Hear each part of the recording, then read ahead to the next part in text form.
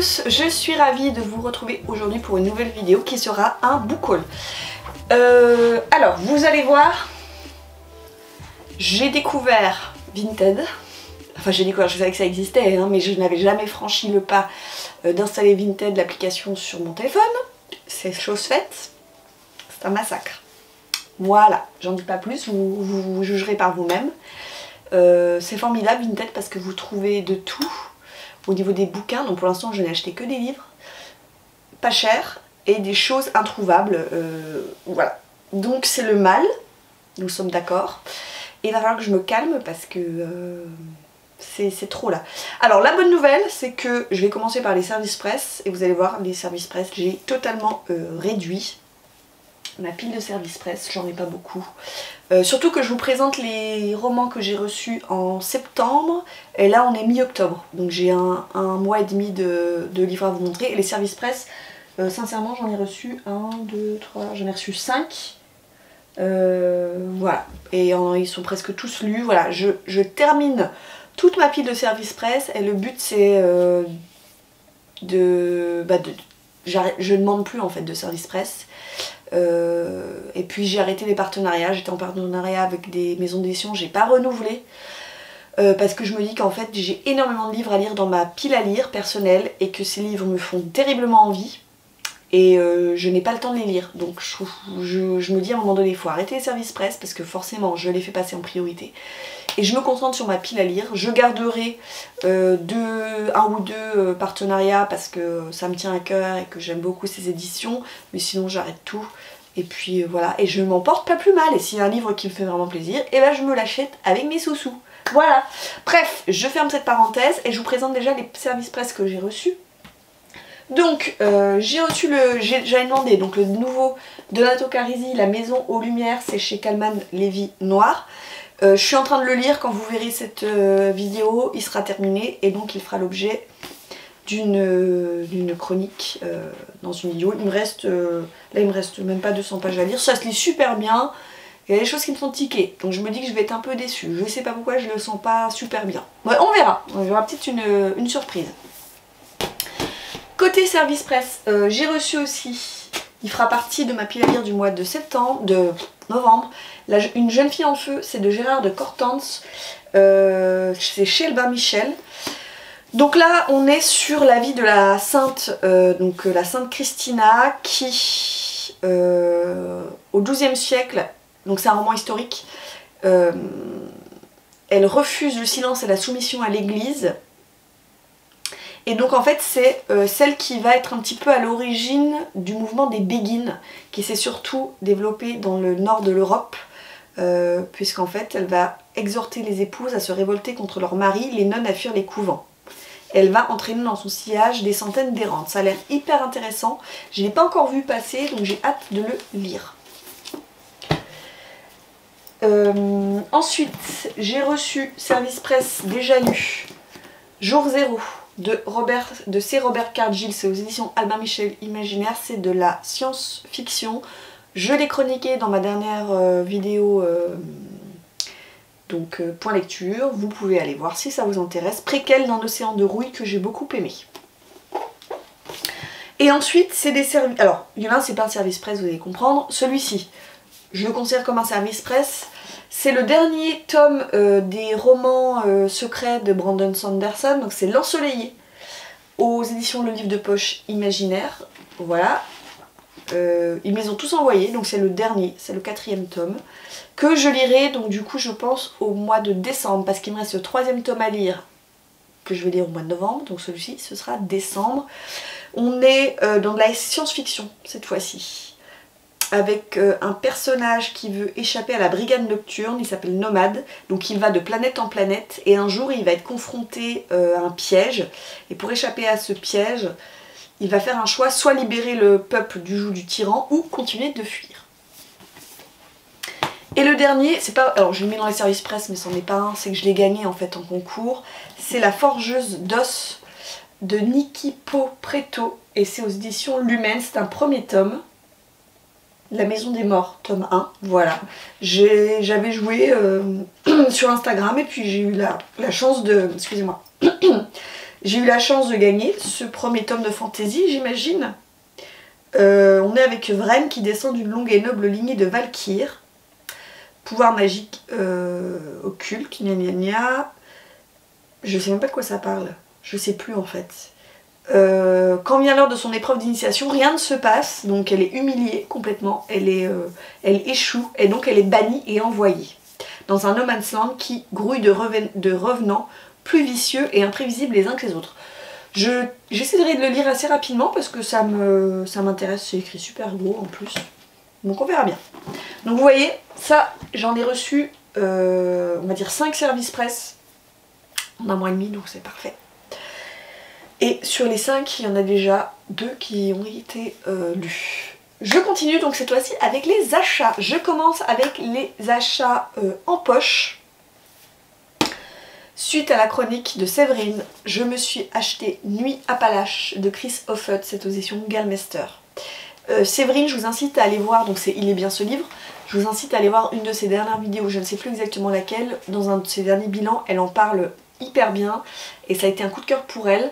On est juste après la guerre de Corée, on va suivre Tucker, jeune vétéran de 18 ans qui traverse à pied les Appalaches pour rentrer chez lui. Il va tomber sur Rhonda, 15 ans à peine, qui se fait maltraiter par son oncle.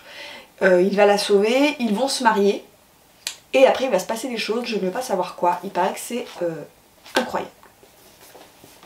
En plus c'est du Gallmeister, en général les Gallmeister c'est quand même gage de qualité. Ensuite j'ai vu un post. Tiens maintenant, je vais encore accuser Séverine. Toujours Il est bien ce livre. Je me suis acheté sur Vinted Sur les ossements des morts de Olga Tokarczuk. C'est chez Libretto. Alors ce roman en fait je l'avais déjà vu cet été, je voulais me l'acheter. Je l'avais vu dans une librairie, je ne l'ai pas acheté dans la librairie où j'étais allée et j'ai regretté parce qu'après je ne le retrouvais plus en librairie.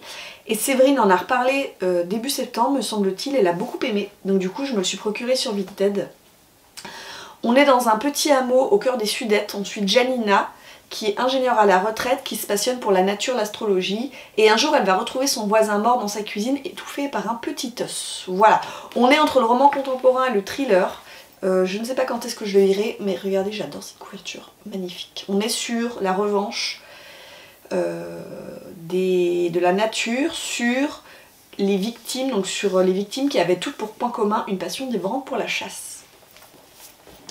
Ensuite, j'ai vu qu'il y avait une lecture commune qui avait été organisée sur ce titre et le pitch m'a vraiment séduite, donc je me le suis commandé à ma librairie. C'est Le Roi transparent de Rosa Montero, c'est aux éditions Point. Alors, je vais vous lire la 4e de couverture, qu'est-ce qui m'a séduit, vous allez tout de suite comprendre. On est avec Léola qui revêt l'armure d'un chevalier pour échapper à une mort certaine et bouleverse dans un même mouvement le cours de son destin. Autrefois paysanne, elle est désormais guerrière auprès de l'énigmatique Ninève. Des champs de bataille à la cour d'Aliénor d'Aquitaine, Léola s'interroge. Y a-t-il encore une place pour le rêve et l'amour? Ce qui m'intéressait aussi, c'est que Rosa Montero, elle est espagnole et elle écrit sur un fait qui s'est déroulé en France, un fait historique qui s'est déroulé en France. Voilà, donc ça m'a beaucoup intéressée. Et ben voilà, on parle de femmes, féminisme, guerrière, femmes qui changent son destin, donc vous savez toujours que tous ces thèmes-là m'intéressent énormément. Ensuite, je me suis procuré, alors là, je suis un peu deck parce que je me suis trompée quand j'ai pris le bouquin. Bon, je vais vous expliquer. Donc j'ai voulu tenter un Cozy Mystery et je me suis pris, donc c'est la saga Les Thés meurtriers d'Oxford. C'est Point de glaçage, c'est de H.Y. Anna et c'est aux éditions City. Et en fait j'ai cru que c'était le premier tome. Je suis un peu bête, hein. Parce qu'il y a marqué 1 en fait. En fait pas du tout, c'est pas le premier tome. Je suis idiote. C'est le 4. Et je pensais que c'était le 1. Donc je sais pas quoi faire. Est-ce que si jamais vous connaissez cette série, est-ce que vous pouvez me dire s'il faut absolument que je commence par le début, donc par le tome 1, ou alors s'il faut que, si c'est pas grave, je peux commencer par celui-ci. Voilà, donc on est dans du Cozy Mystery, on est avec Gemma Rose qui est jeune et dynamique propriétaire d'un petit salon de thé, c'est ça aussi qui m'a séduite. Et sa belle-mère a inscrit son chat à un concours félin, mais la fête tourne court quand l'une des femmes s'effondre après avoir avalé une bouchée d'un gâteau. Et donc forcément, Gemma va mener l'enquête. Voilà, donc je suis intéressée, si vous les avez lus, de me dire s'il faut que je lise dans l'ordre ou pas, si on s'en fout. Les deux dernières poches que je vous présente, Passion, Robert McCammon. La fille a lu Swan Song, qui sont là. J'en ai un là et il y en a un que j'ai réussi à faire lire à mon mari. Il a lu le tome 1, il a adoré. Je me suis acheté Alabama, Zephyr Alabama, vous l'avez vu dans le dernier point book haul. Et donc, Robert McCammon n'est plus édité, pour l'instant. Parce qu'a priori, Monsieur Toussaint Louverture va rééditer ses romans. En attendant, j'ai farfouillé sur Vinted, puisque ses romans sont plus édités, sont épuisés, sont donc introuvables. Et donc, je vous présente 4 romans de Robert McCammon. Voilà. C'est pour ça que je me suis installée Vinted à la base, c'était pour acheter ces romans-là. Donc, je me suis pris La Malédiction du Bethany. C'est aux éditions Milady, donc Milady c'est un label de chez Brad Gellon, c'est poche, voilà. On est avec un personnage qui est hanté par les cauchemars de la guerre du Vietnam. Il va s'installer à Bethany, une petite ville paisible, mais bientôt d'étranges détails viennent le perturber. Les hommes de ce village semblent terrorisés, certains sont même horriblement mutilés. Voilà. Il est hyper... Je l'ai acheté sur Vinted, franchement il est presque neuf. Je suis très contente. Du coup, Passion Robert McCammon, je me suis pris L'heure du loup, toujours chez Milady. Il est hyper bien noté. Alors celui-là il est un peu plus abîmé, mais parce qu'il est très gros. Vous savez, les très gros livres, ils ont tendance au niveau du dos à se casser un peu. Mais bon, c'est pas très grave. Il est très bien noté. On est avec Michael, qui est un as de l'espionnage, qui est capable de se transformer en loup-garou à la vitesse de l'éclair, de tuer silencieusement. Et donc il va aller en Afrique. On est avec des nazis, contre les nazis, contre Rommel. Et il va être missionné. Il paraît que c'est vraiment très bien. Bon, j'aime bien la couverture kitschouille là, j'adore. Trop beau. Loup-garou bien kitsch. On verra bien ce que ça donne. Et Passion Robert McCammon. Donc cette fois-ci, je passe au grand format que j'ai acheté. Les poches, je vous les ai montrées. Et alors là, quand je les ai vus passer sur Vinted, je pense que la personne, ça faisait peut-être 1 minute qu'elle les avait mis sur Vinted. Et là, j'ai fait acheter. Ils sont introuvables. Je me suis pris, donc c'est la saga Le Chant de l'oiseau de la nuit. Le tome 1, Le procès de la sorcière, chez Brad Gellon. Et le tome 2, Le visage du mal, toujours chez Brad Gellon. Voilà. Ils sont en parfait état. Je pense qu'ils n'ont jamais été lus. Je suis trop contente de les avoir trouvés. Mais je vous assure, l'espèce de victoire, quand je les ai vus, j'ai fait « Oh, il m'est faux !» Donc on est en l'an de grâce 1699 en Nouvelle-Angleterre. Les citoyens de Font Royal pensent que leur ville est maudite par une sorcière. Donc bien sûr, ils vont l'emprisonner parce que Rachel Howard est trop belle. Et elle serait responsable de tous les maux. Ils la jettent donc en prison. Mais vous avez le juge itinérant Isaac Woodward qui vient bâcler l'enfer et présider un procès écrit d'avance avec l'aide de son astucier Claire Matthew. Et lui, Matthew, pense que Rachel est innocente. Et ce qu'il va découvrir va en effet bouleverser ses croyances et sa vision du monde. Voilà. J'ai hyper hâte de les découvrir. Je ne sais pas quand. Mais en fait, ceux-là me font terriblement envie. Ensuite, toujours en grand format sur Vinted, je me suis trouvé Sœur Écarlate. C'est de Marc Laurence. Alors, c'est le livre des anciens, la saga Le livre des anciens, tome 1. Et celui-ci s'appelle Sœur Écarlate. Et on est avec dans un couvent où on forme des jeunes filles à devenir des tueuses. Nanana, et on va trouver Nona, une enfant de 8 ans qui a déjà du sang sur les mains. Elle va donc, on va suivre son apprentissage. Voilà, c'est pareil, je l'avais repéré, il est dans ma wishlist depuis un moment donné, il est nickel. Donc je me le suis pris. Ensuite, toujours sur Vinted, puis après je passe au neuf côté grand format. Je me suis pris ce très très beau livre. Pareil, alors lui j'avais mis une alerte sur Vinted et quand je l'ai pris, je pense que la dame qui me l'a vendu, ça faisait peut-être 2 minutes qu'elle l'avait mis sur Vinted. J'ai fait acheter. Légende et laté de Travis Baldry, c'est aux éditions Inis. Il est hyper bien noté. Alors on est dans de la fantasy, dans de la cozy fantasy. Donc j'ai hyper hâte, je suis très curieuse de voir ce que ça peut donner. On est avec Vive, qui est une orque mercenaire qui décide de changer de vie et elle va se lancer dans la création d'un café dans la ville de Thuin. Les elfes, lutins et autres ratelins ignorent tout de ce breuvage peu ragoûtant. Voilà, ça a l'air... Il est hyper bien noté aussi sur Livre Addict. Donc j'ai vraiment envie de le découvrir. Et j'adore la couverture, mais je la trouve vraiment super belle. Voilà. Et les 9 que j'ai acheté en grand format, donc bien sûr je ne pouvais pas passer à côté de la dernière parution de chez Albin Michel Wyse, donc jeunesse, le dernier Stephen King, donc un tour sur le bolide. Alors c'est pas des nouveaux Stephen King, ce sont des nouvelles qu'il a déjà éditées, et en fait Albin Michel a décidé de les sortir comme ça, en juste la nouvelle, et en fait je les ai tous, et a priori c'est le dernier que sortent les éditions Albin Michel, donc je suis un petit peu déçue parce que moi je les aime bien, je les ai là juste derrière dans ma bibliothèque, je trouvais qu'ils étaient assez chouettes. Donc là on est avec un étudiant, sa maman a été admise en urgence à l'hôpital, enfin il est lycéen plutôt, donc il n'a pas le permis, donc il va faire du stop sur la route pour rejoindre sa mère à l'hôpital, et il va du coup tomber sur un fou en voiture. Je me suis pris également dans ma librairie donc l'Entre de Calliope. Alors les 3 derniers, tiens, je les ai achetés à l'Entre de Calliope, pas en même temps. Upgrade de Blake Crouch, c'est chez Galemaster. Alors ils ont sorti, si je me trompe pas, je crois que c'est le premier roman de SF qu'ils sortent, Galemaster. J'ai l'impression qu'ils veulent un petit peu élargir leurs horizons. Donc on est avec l'agent fédéral Logan Ramsey qui a pour mission de traquer des labos clandestins qui pratiquent des manipulations génétiques jusqu'au jour où lui-même va subir une manipulation génétique et le tracker devient le traqué. Voilà, le chasseur devient la proie. Il est très très beau. Toujours à l'Entre de Calliope, il y avait une dédicace un samedi après-midi, j'y suis allée. J'ai rencontré donc l'autrice de Redstone, c'est Charlotte Embrun, aux éditions Big Bang, donc le label Young Adult de chez Bragelonne. On a discuté, elle est très très sympa.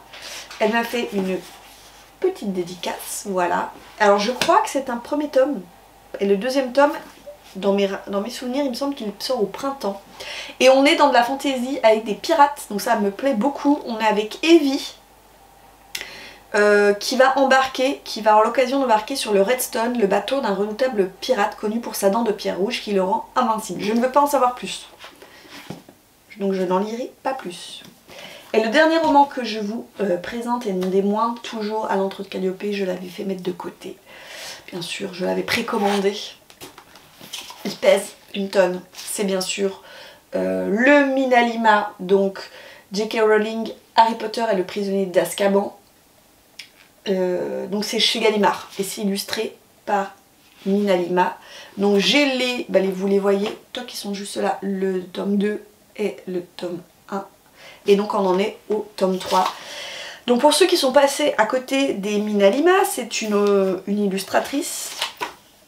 Donc c'est le texte original de J.K. Rowling, sauf que vous avez d'abord de magnifiques illustrations et qu'à tout moment dans le roman, vous avez...